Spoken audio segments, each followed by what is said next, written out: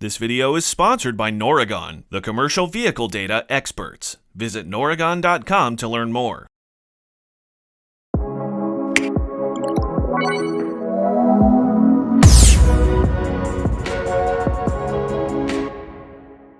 Did you ever notice how something always tends to happen to the engine when you're right in between PMs and the result is just a ton of downtime for your fleet? That's less likely to happen with some OTA engine reprogramming, which is also capable of monitoring engine function and noticing when something isn't quite right.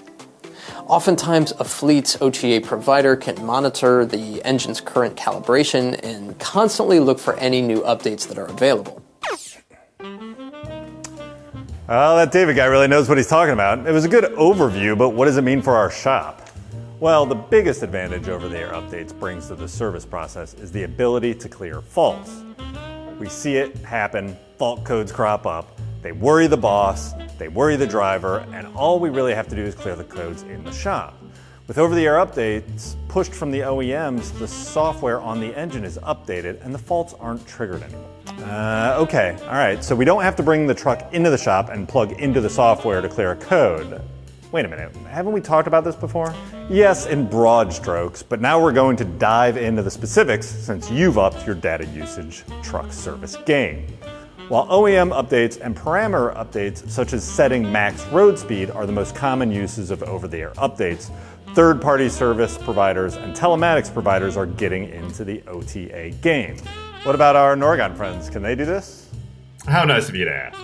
Noregon is a good example of a third-party service provider that provides over-the-air functionality via its ND2 device on the truck and TripVision in the shop. Ah, you're right. Wait a minute, looks like we just got a code here. It's an after-treatment fault. Looks like the truck is gonna need a regen. Does it really require a regen? You know we talked about doing too many regens. I know, but it does. Look, it says it does.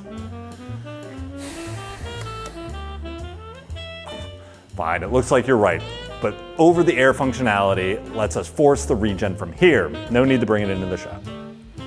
While we contact the driver and handle the OTA process, here's our Noregon Pro to tell us more about over-the-air functionality.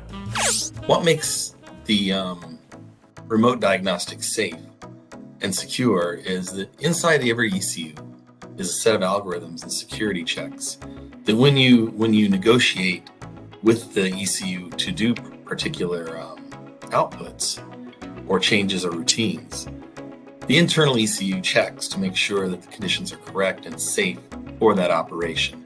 When the operation fails for something, let's say you had to have the vehicle in park, it'll tell you that the conditions aren't correct, preventing you from actually doing those actions.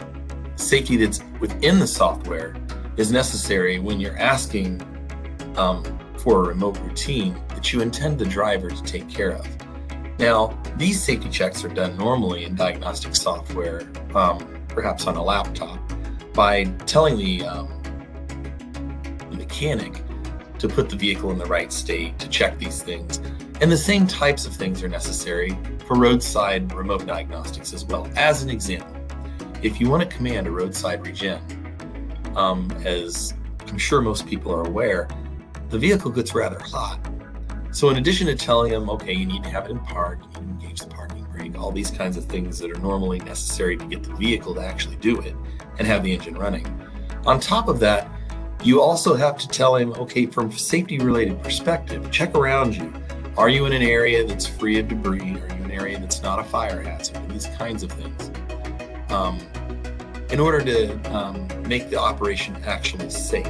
So combining the ECU safeties and the software safeties in Noregon's TripVision Uptime product, the whole process comes together as a fleet manager might request a specific vehicle have a roadside regen.